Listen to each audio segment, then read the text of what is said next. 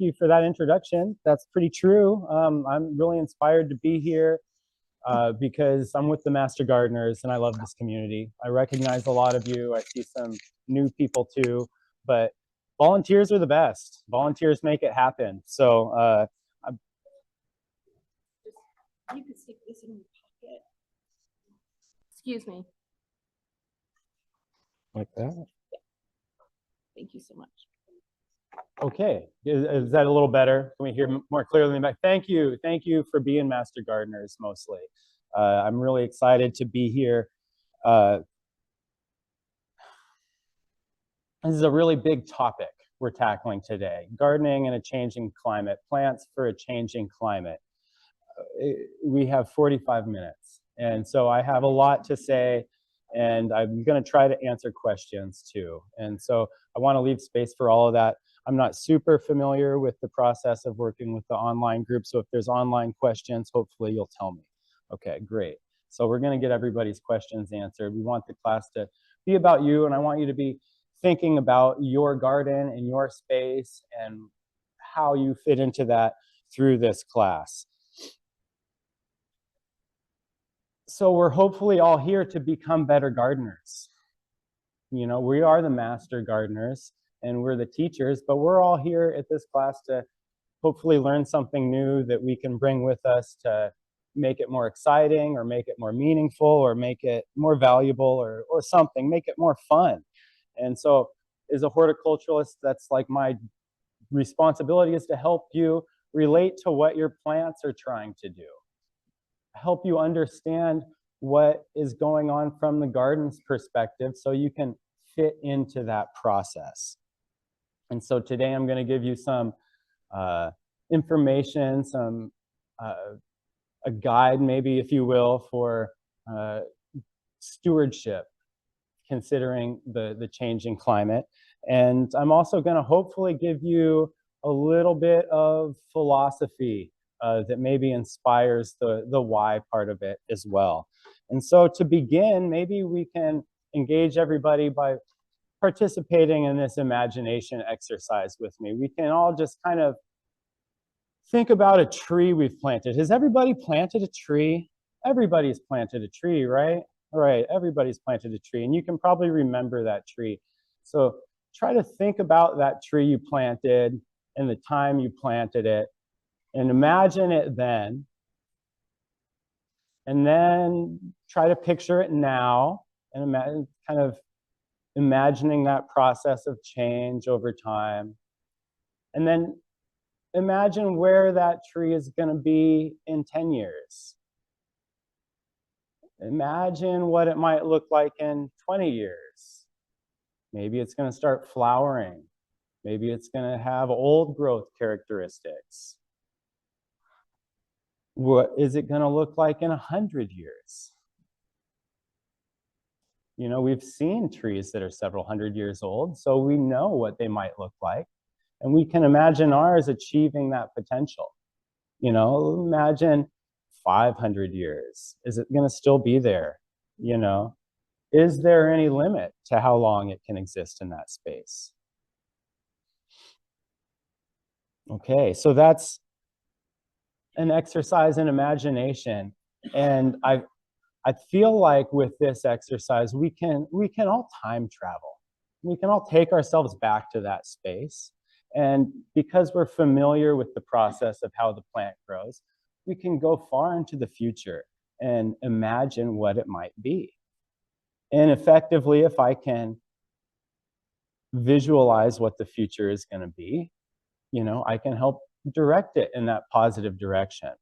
So let's do another exercise. Let's imagine what our society is going to look like in 5 years, what our community is going to look like, how it's changing. What's our community, our society going to look like in 20 years? What is our society going to look like in 100 years? How is the place socially changing? And so how do those two different imagination exercises differ? Does anybody have any contrast in the vision between imagining what the plant is going to do in 50 years versus imagining what my community is going to look like in 50 years? How is it different? Guide the community, whereas if you guide the plant, you can't foresee the future. Chaos. Chaos? Is anybody nervous about the direction of society? Is anybody nervous about the direction of their tree? A couple people. All right. Generally speaking, when we're applying our imagination to nature's process, it's a very positive experience, and the result is very positive. And when we dwell on the aspects of society that trouble us, and we tend to manifest those nightmares, if you will. And so we have this huge opportunity, and I want to try to encourage all of us in this idea that the more we apply our imagination to nature's process, the more positive the result is going to be in nature and in ourselves. When we're considering climate, we're recognizing that it's always changing. You know, there's been no static climate. This used to be covered in ice 10,000 years ago. You know, that was not a good garden scene at that time. Okay, and so now our last frost date is about a month later than it was in 1980. You know, so things are changing relatively quickly now, but we still have a pretty good climate for growing things. And there's a lot of stuff that grows really well here now. And theoretically, we are going to still have opportunities to grow things here indefinitely into the future. And how we grow now is going to influence what's able to be grown in the future. And so let's think about these opportunities. Let's think about plants as a process. When we think about any sort of plant, we imagine its cycle, its biological cycle. Starts out as a seed, grows into a seedling, becomes a hungry plant, makes a beautiful flower, makes a new fruit, makes a green fruit, makes a ripe fruit. This sort of process of respiration, taking in, putting out, taking in, putting out, day and night, day and night. Every day is a new day. When you go from a seedling from a seed, you're no longer a seed. Those needs of the seed are not the same as the needs of the seedling. The needs of the seedling are not the same as the needs of the plant. It's constantly changing in its progression. And this is what makes us good gardeners, is managing this process, understanding what it's doing next. You know, is it putting all its energy into its flower right now? Is that why it's getting powdery mildew? Because the immune system isn't the same as when it was taking all the energy into the plant, you know? And so we want to consider the phase that we're in all the time and help the process move forward in a positive direction so that we can be stewards of that cycle. And so we also want to recognize how this metaphor can inspire our positive growth. We can all turn over a new leaf every day. That is an expression that has real meaning.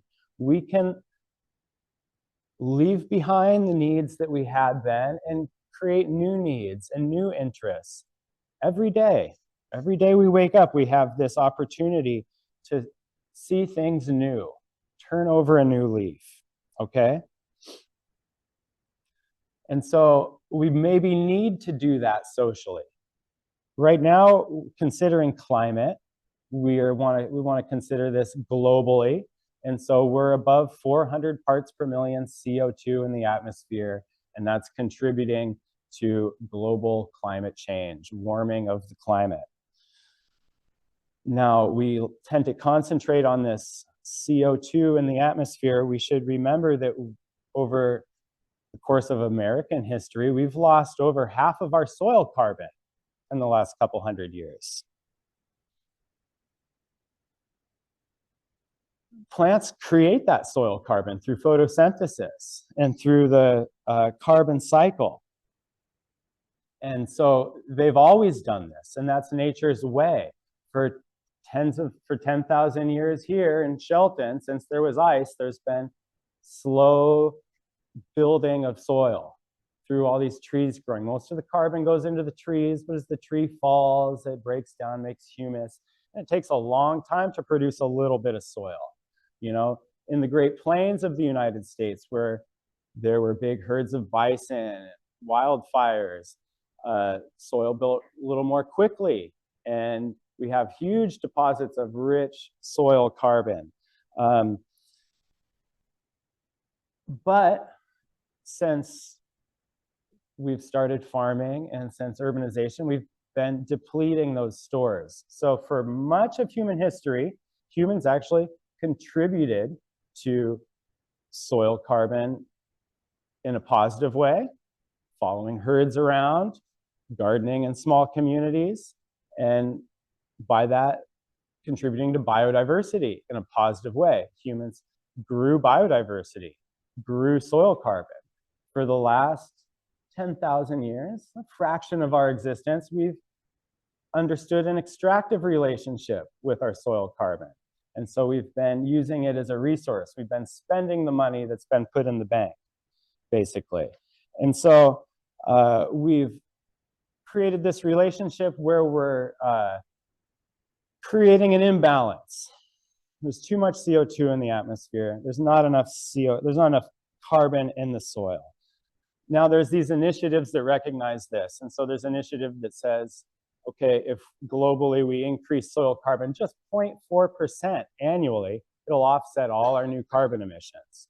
That's confusing, kind of, but maybe an opportunity. I've read another statistic that said if we increased global soil carbon 2%, it would completely offset industrial carbon emissions, bringing us back down below 200 parts per million. I've also read that if we employed grazing strategies that were more like herds on the plains, in a year we could offset all of the new carbon emissions, all of the toxic carbon emissions. And so I was interested by these statistics, and I started testing my garden soil. And so I made a little garden plot and grew greens and vegetables, and constantly was trying to apply compost and biochar to my garden plot. And I went from having 2.3% soil carbon when I started in a year to having 8% soil carbon. And there's no limit to how much soil carbon you can have as long as you're balanced with nutrients. And so I raised it 6% in my backyard, you know, and you could go further and prove how that offsets your personal carbon footprint. But I didn't really need to do that. I was more concerned in just showing that I could effectively build stable soil carbon and be happy about doing it. Okay, mostly I was doing it to see if I could feel less guilt. You know, the other thing related to food where I was doing that, they say half your carbon footprint is related to your diet. And so if you're growing food at home, you know, and you're building soil at home, you're not only contributing positively in your backyard, but you're reducing your dependence on extractive soil practices, okay? And so how does building soil help us grow our plants? And how does building soil help us with our resiliency and productivity? It's more important that we have resilient gardens in the face of climate change than it is we fix climate change with our backyard. Does that make sense? We're not going to build enough carbon to offset the world's emissions, but we can make our gardens more resilient. And I'm going to talk a little bit about what's on this page, this keys to building soil. And so the first thing to recognize is the only thing that takes CO2 out of the atmosphere is photosynthesis. Okay, so if you can keep your landscape green and photosynthesizing, it's going to keep producing that energy that's needed to feed the soil and feed these biological processes. So, you know, if you're landscape is going dormant in the summer or in the winter, it's not necessarily growing, feeding the soil at that time. So if you have landscapes where there's dormant periods, I recommend using mulches. Feed the soil if the green leaves aren't actively feeding the soil. So mulches are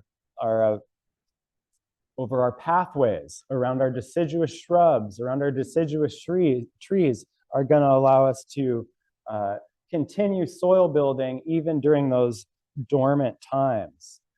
One of the best tools for building soil, we don't like to think about this or admit this, is grass.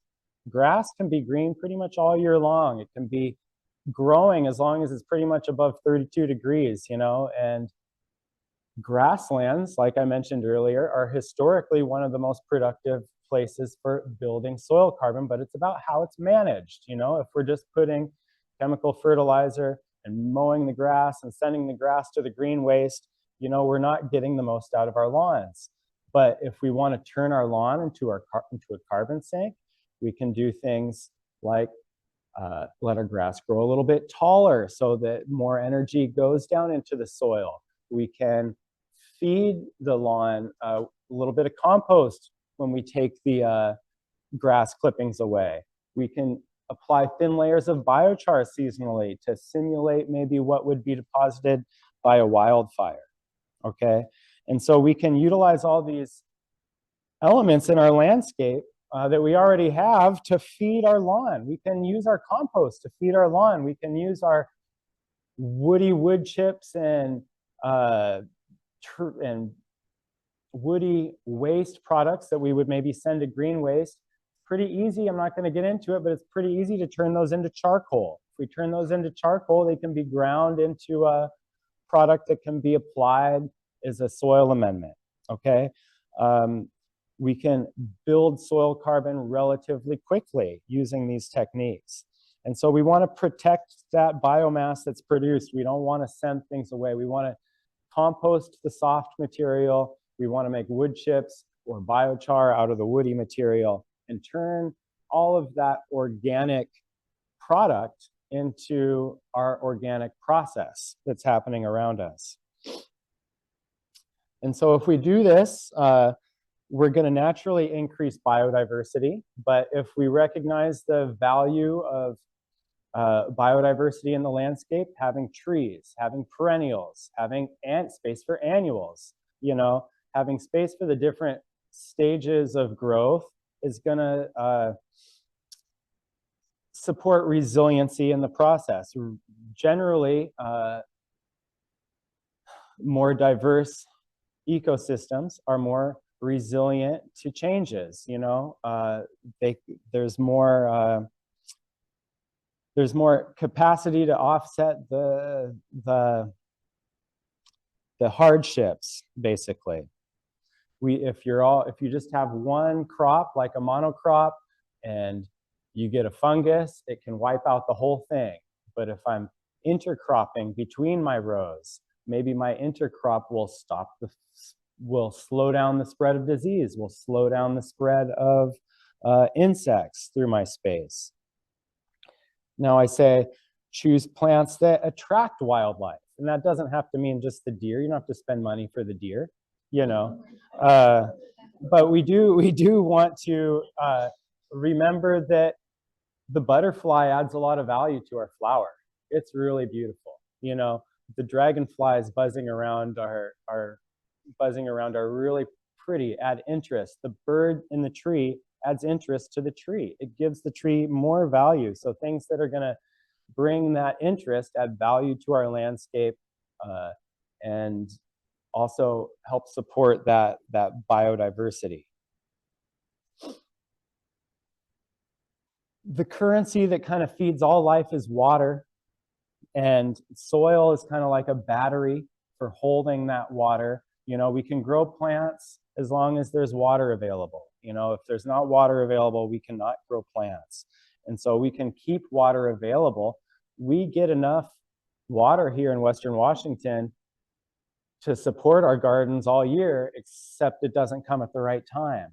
We have these shallow glacial till soils that don't hold 40 inches of rain, you know? only holds a few inches of rain. And so by the time summer gets here, the grass is brown, the trees, you can smell them, you can smell the terpenes in the trees and stuff like that. Everything's getting a little stressed, dormant, okay? And so if we can keep water available by building soil, we don't have those dry, stressed periods, at least not as prolonged of periods.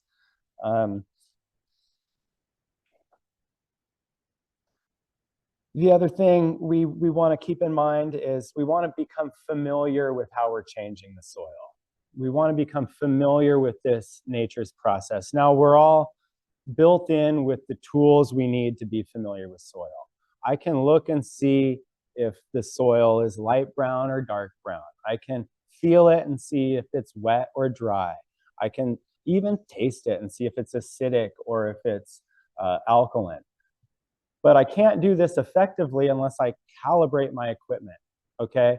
And so it can be pretty helpful to do some soil testing. If you actually take the time to get a nutrient analysis of what's going on in your soil and do that a couple of years in a row, you can see how your results are impacting nitrogen availability, impacting total carbon content. You know, you can see if your work is paying off with actual data. And you can also use that data to help explain how it's working to other people. So that data can be pretty valuable to you.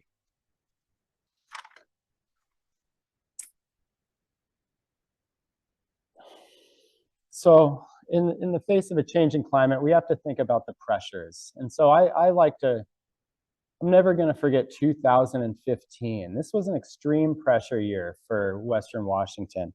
We had drought starting in May. At the greenhouse where I work, I remember the lawn starting to go brown in May, you know, which is just different. And then it didn't really rain until the end of September. And where I was, I saw a lot of even Douglas fir trees fail, you know, and it took a few years for them to actually show that failure. They started drying up that first summer, and then you could see the next summer they actually dried up and died. And so it was an eye-opener for me about how dry it can actually get for our summer drought. If summer drought happens to go from May through September, you know, that's a big impact on our gardens. It's a big impact on our irrigation bill, you know, and it creates a lot of dangers. And so we need to, right now, be establishing some resilience in our gardens so we can make it through another 2015. We need to be establishing some resilience in our forest ecosystem so we can make it through 3 years in a row of 2015. 1 year of drought stress killed some trees. You know, 3 years in a row of drought stress is going to put completely different pressure on things. You know, it's going to create a lot more losses. And so we need to be kind of considering some important things like planting things that are drought resistant, things that can go dormant for long periods of time. I brought some daffodils as a great example. The daffodils are going to make it for a long time. You can see daffodils where there were houses built 100 years ago, and there's no house there anymore, but there's still daffodils growing. You know, they grow up through the weeds and are very resilient, and they can go dormant and dry for a long period of time. So things that can go dormant and dry are pretty good. Things that can go dormant for long periods of time without dying back are also valuable. We've got a ponderosa pine tree here. The ponderosa pine is becoming more interesting as a timber crop in Western Washington because of its potential for its rate of growth in prolonged drought summers, okay? And so it's quite appropriate, and it can be kind of pretty. But something like this can also come with hazards. You know, if we have something that's green and needly like this in a drought summer, you know, that's a fire hazard. And if we're planting stuff like this right next to our houses, you know, we have to be keeping them wet, we don't want to let them go dry at all in the summer because it's going to act like kindling next to our house. If the neighbor's bottle rocket goes into that shrub and catches on fire, that's not a good situation. Okay, and so consider for managing all the trees the natural history of wildfire. Wildfire thins trees. Okay, and so wildfires are going to thin trees, and that means fewer trees needing to be supported by that soil. So if the density of trees is not as crowded, the soil is going to be able to support those through a longer drought stress. It's kind of like the Hopi Indians of the Southwest would plant corn dry land, and they would plant it dense in years they thought they might get rain, and they'd space it more in years when they didn't think there's going to be rain, because this giving it more water from that bit of soil, basically, giving more water to go around. And so with our evergreen trees, prune those things up. You know, if the needles come all the way to the ground, like all these are making these low branches, all these needles right here, if this is laying on the ground, it's going to become kind of dense when it's young, and in that dry summer, it's going to really act as a risk. If there is a grass fire that comes through, it's going to come right up into the canopy. So if I can prune this stuff out so I have a canopy that is maybe above the vulnerable, you know, grass fire range, I can have my Doug fir trees and my ponderosa pine out away from my house, maybe be more resilient if there is a little wildfire. Thinning my trees. I drive to Shelton and I see the timber on the side of the road and it's so dense. Kind of scary. I know they manage that carefully, all professionals, you know. There's pre-commercial thinning that happens, but there's also huge risk to fire, and because of that huge dependency on all of our firefighters, you know, and so that puts a lot of stress on our community managing forests in a way that leaves them vulnerable to fire. There's other pests, and besides fires, things start drying out, the deer get more aggressive. All the pests get more aggressive. They go looking for the plants with water, you know, even if it's not something they like. You know, sometimes the little decomposer bugs will come up and start eating the fruit because there's water in it. You know, the little pill bugs will start crawling up. The earwigs will start crawling up. Things that are normally decomposers will turn opportunistic on our vegetables when there's limited water availability. Definitely the deer are showing different trends. You know, I've got deer eating laurel. I never used to have deer eat laurel, you know. I don't know what to say. And so these changes are to be expected as the climate changes, and especially as the landscape changes. Storms. Storms are a big deal. We had a little mini storm maybe 2 weeks ago, you know, brought power outages, big time. The storms, we have to be really careful of, should I plant this tree that's going to get huge right next to my house? What kind of tree is it? You know, is it a catalpa tree that's going to get big and start dropping limbs as soon as it gets big? Is it a big leaf maple tree that's going to do the same thing and put my house in danger? Or is it something more sturdy like an oak tree, you know, or a Doug fir that might just be there for 500 years? I don't have to worry about it, you know. But even that big Doug fir tree, it might be sturdy. It's still going to throw a big limb out, you know. And if that falls on your house, that can be as bad as a tree falling on your house.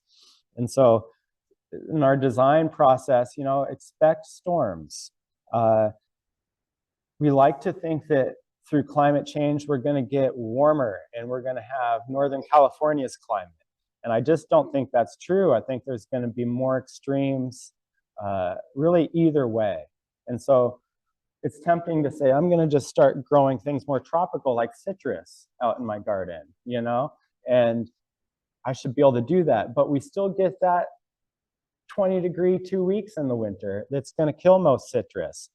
This one, on the other hand, is a yuzu citrus, which is actually hardy here. I've been growing one of these in exposure outdoors for about 5 years, and sometimes I get a little dieback on it from extreme weather, but it produces fruit, a juice fruit, sour juice fruit, and lives here, which is kind of exciting.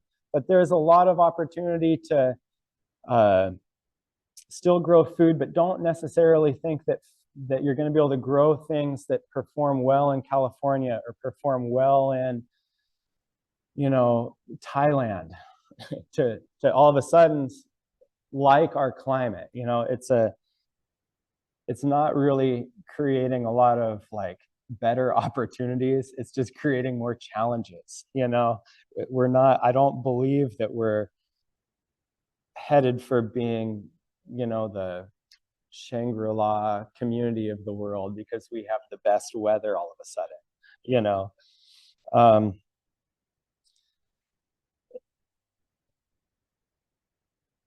The other thing besides storm readiness is we want to be considering political readiness. You know, there's all kinds of challenges to our garden wants and our lifestyle wants, you know, and that might look different for everybody. I might be challenged by my new neighbors. Maybe they're limiting what I can do, distracting me from. Maybe I'm challenged by the cost of inputs, of buying the things that I want to buy. You know, we have the new Canadian tariff right now is a big concern to me because we buy plants from Canada and now there's a 25% tariff on it. The big concern to me is the availability of soil. So all the soil comes from Canada. So if all the soil suddenly becomes 25% more expensive, maybe I don't want to garden the same way anymore. Maybe I want to use a different type of growing medium. I've been making this one for a few years. This is my carbon collective soil. Notice it's available without any plastic. It would be a carbon negative product. It is about 20% biochar. The rest is composted fir bark, fish meal, and alfalfa meal. Makes a nice mulch, makes a nice potting soil, but no peat, no tariff. It's local. So if we're building up local communities, if the master gardeners keep doing this good work, having local plant sales, you know, educating how we can work together as a community, you know, we're going to be more resilient in the face of things like tariffs, like immigration, like anything, you know. And so we need to be strong together, okay, and kind of turn towards ourselves to think about how can I still achieve what I want even though I don't have the same system of support that I had before. And so if I don't have all my favorite imports to buy at the grocery store, if the grocery store closes, what am I going to do? You know, I have to know what's available. So it's a really good idea to start getting to know all the native plants. Get to know all the weeds. Most of the weeds are edible. Many of the native plants have edible parts. You know, getting to know these things that are growing all around all the time is going to not only make us more aware of how the climate is changing, observing the differences in how the native plants are growing year to year. It's going to make us more able to survive if we've got to live off huckleberries. You know what I mean? And so that's, if I can't get blueberries, at least I got huckleberries, you know? And so we want to be in tune because we're part of the native environment, okay? And this brings me back to imagination.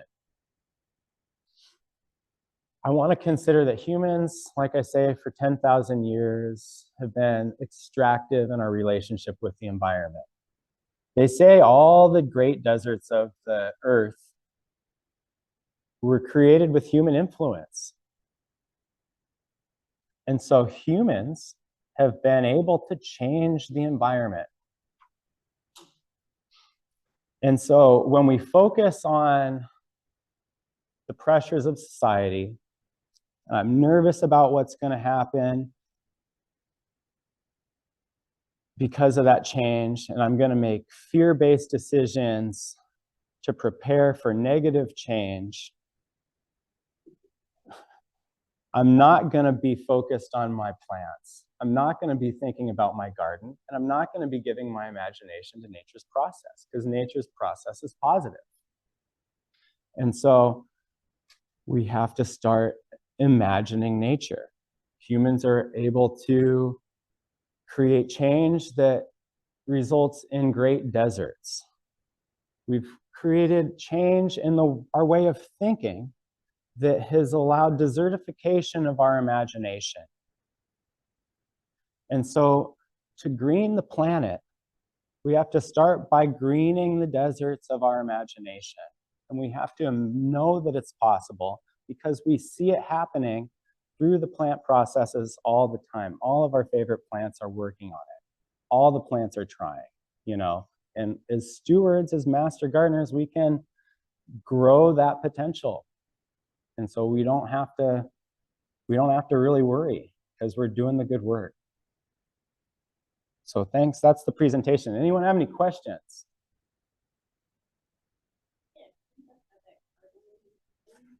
Yeah, this is my soil. This is a pot, a pre-filled pot.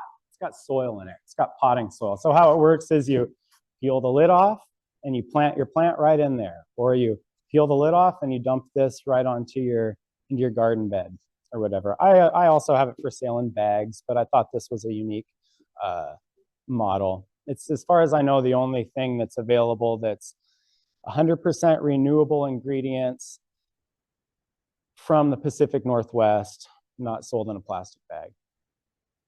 With a biodegradable pot, right? Yeah, yeah. And you just, Oh no, I missed it. Oh, I didn't talk about mulches. So mulches, I did talk a little bit. This is a really funny little thing I saw. Quickest way to make a straw to mulch your bed. You can suppress the weeds with a straw mat. You know, you can. It'll work on slopes, right? It'll work on slopes, reduce erosion, all the benefits of weed control with this really easy, kind of tidy product. So there's all kinds of old-fashioned ways of mulching. You know, I didn't really mention that we like to use softer mulches like straw around our vegetables, you know, around our annuals, and maybe woodier things around some of our perennials and trees and things like that. And so a straw mulch is like the classic thing for a vegetable garden. And now it comes in a straw blanket that you can just roll out and plant right into, stick your transplants right through this into your soil. It's basically like having a weed cloth, you know, biodegradable weed cloth. Thank you.